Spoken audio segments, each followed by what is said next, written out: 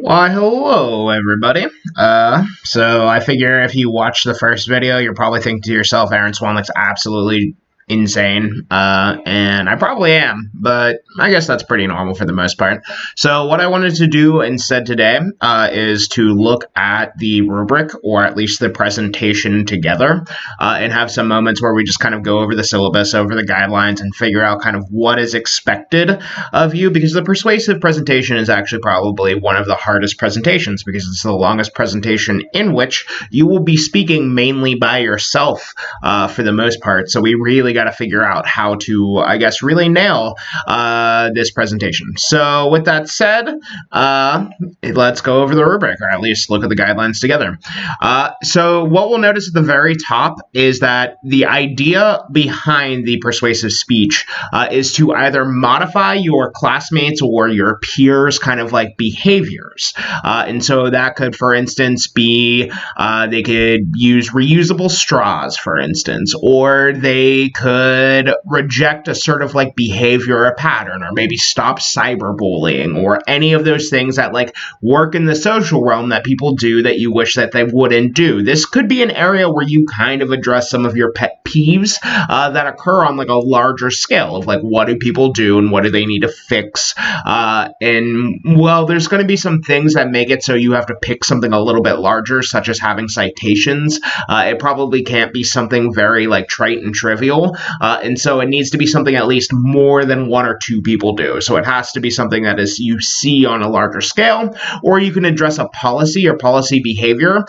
These are going to be a lot easier for the citations because a lot more people are going to be writing about policies such as paying student athletes or any sort of like metro line constructions might be areas in which you could probably find a lot of information and resources on those areas. But I say this at the beginning, you should always pick something that is really meaningful to you, because you can tell when somebody's being persuasive because they're being forced to being persuasive, because they're not really embodying that sort of like ethos that kind of like really says, I want to listen to this person, they care about what they're doing, they have that pathos or at least emotional response and appeals to the thing that they find, or at least that they're looking for in and of itself proper. So let's look at the requirements, or at least the rundowns. The first is the time. It is 4 to 5 minutes. It got shorter because we're doing recordings of these, which I guess is a win for you in some ways if you don't like giving longer speeches. And so if we think about this in the context of our other speeches we've done together this semester, this is the culmination of both the informative speech and the special occasion speech. If you put those things together, that's a 5-minute speech, which means that you've effectively already spoken that long in this class, so we shouldn't be really fretting it or being afraid of it, and it shouldn't be that bad at the get-go. Visual aids, you will need none for this speech. They're not going to be required. As long as you're in front of the camera and talking, that's fine. If you would like to use visual aids and you know any video editing software whatsoever, you by all means can, since I will be your main point of audience analysis. And if there's something cool that you want to show, you could also just send along a link and an attachment, and I will check it out while watching the video, and I will be flexible for ways in which if you wanted to include any of these things that you potentially could. For oral citations, you remember the 3 things that go into all oral citations? I'm not going to say it. You should remember it by now. I've repeated it at least 32 times this semester. It's name, qualification, and date. Make sure you have 5 of these things to support at least credible people talking about the subject matter at hand proper. You know as well as I do that I am not the ones, or at least the world's biggest kind of like, I would say, instructor on the ethos of an expert, because I think a lot of it is really contrived sometimes, but make sure your sources are people that are tangential to the topic, or the at least germane to the topic area that you're really trying to focus in on, so that we have the best sources that we're going to be talking about at a given time and place. Speaking notes, you can do it however you want. I'm not going to be able to see your speaking speaking notes, there is an independent outline which is due for this assignment, but you can use it, you cannot. It is all up to you for that. So let's look over the rubric itself proper and check out the different criteria areas that we can really kind of like evaluate the speech on. As you note, the ELMS page has been going through some modifications, and you can tell that the rubrics are really starting to get touched up in a way. I did not do these personally, but you can see that there is a bunch of changes being made to make this more I guess better for folks in different ways, but it also means that some of the like regular rubrics and quality things are going down as part of that process. But I guess this is a new normal that we're all working through together. So at the get-go, we can look at this thing called delivery at the very top, and that is that the presenter is making frequently and good eye contact with the audience. In this case, it's the camera for the most part. This is also something we need to start thinking about whenever we're taking videos of ourselves or presenting ourselves vis-a-vis digital platforms and technologies. If you think most of the time people have their camera positioned in a way that allows for this like unflattering chin view, you really gotta kind of like think to yourself, how are people going to watch me? So if you can create some space in between you and the thing that is filming you, you have a better way of like positioning yourself to like look like you're on par with the audience, make the camera look a little bit more normalized than in a way that if you're just kind of like having the camera a bit lower than you are, that might just mean lowering your seat a little bit, or it might be put the camera in a different strategic location in the room so that it has a better, I guess, kind of like lens or way into filter in which the eyes are going to be looking at you. And in this case, the eyes are going to be the digital eye that is the camera either in your computer or on your phone or however you are filming this. If anyone is having any problems with access to filming, please let me know sooner than later, because I can work around almost anything, and we have mechanisms and means to address all of these things. And if recording is also problematic for any of you all, please let me know. I am willing to work with you all. These are very strange times, which means we have to sometimes take some strange measures to get this done. But for the most part, delivery I'm going to grade super easy, because I don't expect any of you to be like famous YouTubers that are going through the motions and knowing how to do cool, crazy things with video editing software. So I am not assuming that is any of you in any of your lives.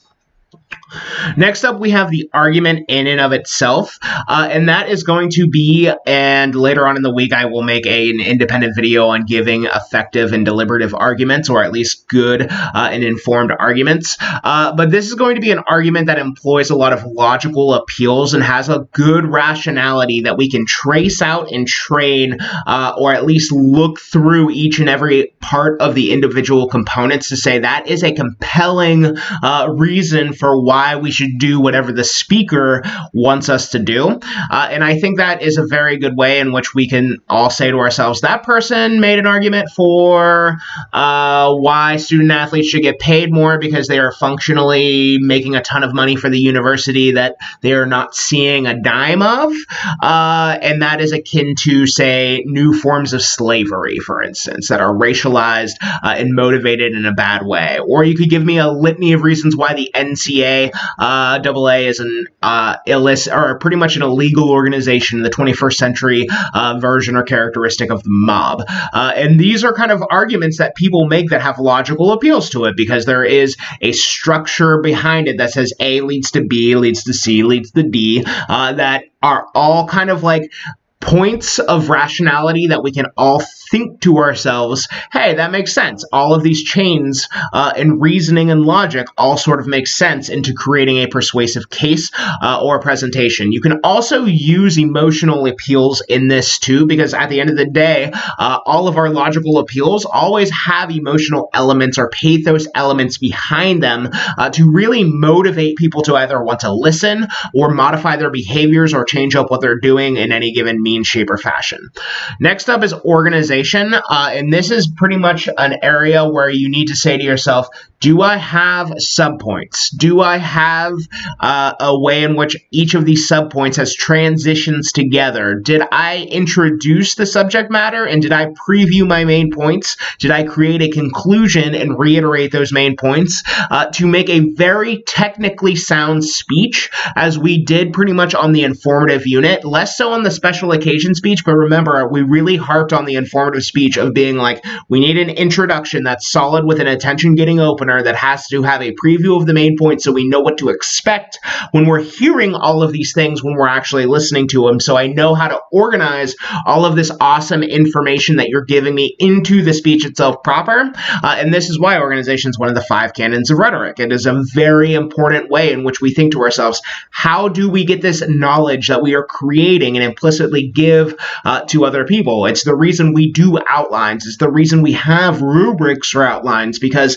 there are ways in which we say we need to create categories of logic so we can always put things in to those areas. If you do not have strong organizational appeals in your speech, oftentimes your speech will devolve into what sounds like cat facts. And when we get to the world where you're just listing off random facts and they don't necessarily link up or appeal, that hurts both the logos of the structured arguments that you're going to be making, and it also makes it very confusing for your audience members to try to figure out what you're talking about at any given specific point in time, place in the speech in and of itself.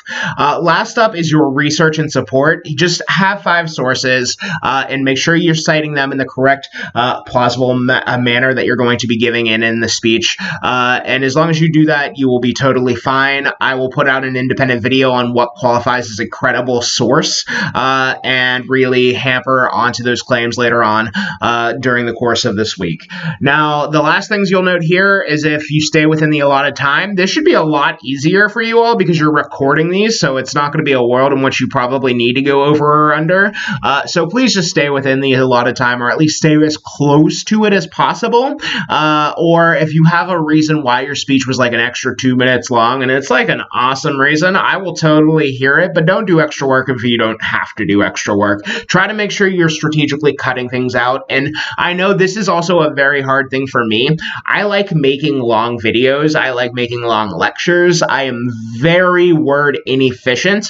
And when I go to like cut things out of things I've already put together, that's one of the hardest things I have to do because I made that. That is something I like. These are all of the rants and rambles that I like to go on. And so it's one of those things where you have to be very kind of just like triage of the parts of a speech in which you don't necessarily want to include or encounter while you're going to continually give your speech.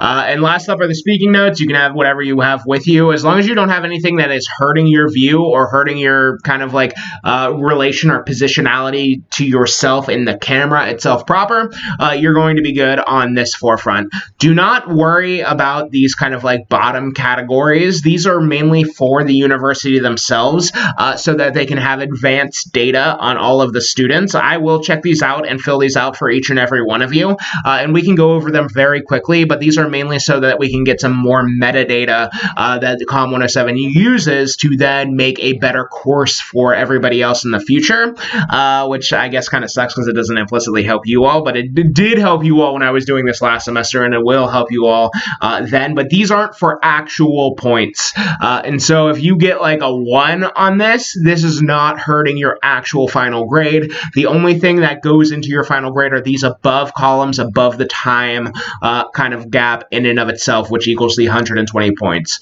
But down here are just advanced metrics for looking at kind of like a speech. So like looking at the effectiveness of the organization, whether or not you were engaging, and that just kind of means like what was the language you were using? Did you find cool examples to get your audience to really care about the thing that you're talking about? Did you show that kind of like emotional commitment to the thing you're trying to persuade others to do or live by?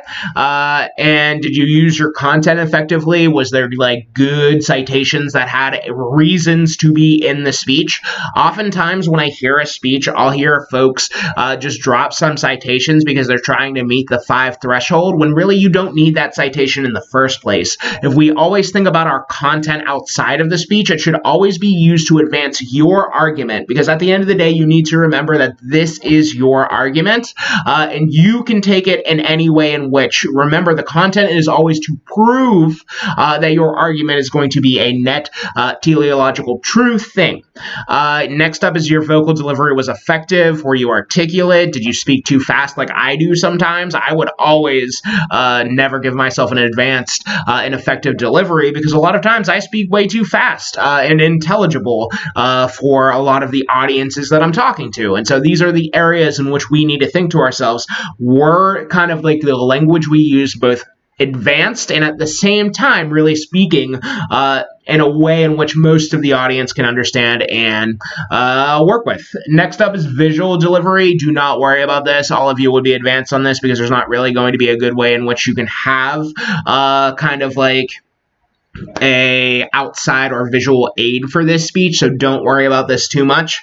Credibility was effectively established. Why should we care about you as the speaker proper? Like, why do you know things? And this argument, usually this is part of the speech where you do in the introduction moment, where you speak to your relationship to your argument, such as, hey, I am an expert, or I have spent a ton of time researching independently on Star Wars or the weapons in space, and so I am a credible expert on this. And so these are areas that are kind of hard to fill in, and I don't take them super seriously, because most people, I think, are a lot more credible than they identify, but this is a good way to say what your relationship is vis-a-vis the topic area in and of itself proper. And the last is use of audio and visual technology. Do not worry about this category, since we have nixed the visual aid.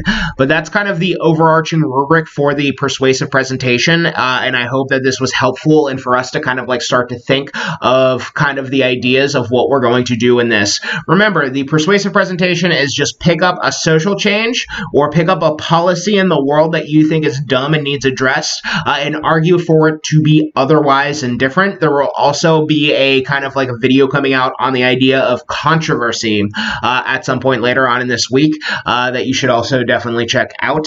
And if you have any questions at all, you can find me online pretty much all the time. I'm available during my office hours, which are Monday, Wednesday, Friday, from 10 o'clock to 2 o'clock. I will be on in front of pretty much my Gmail waiting to respond to emails. If any of you want to personally meet in a Zoom space or a GChat space or a Google Hangout space or a Skype space, I am willing to make myself presentable to you all.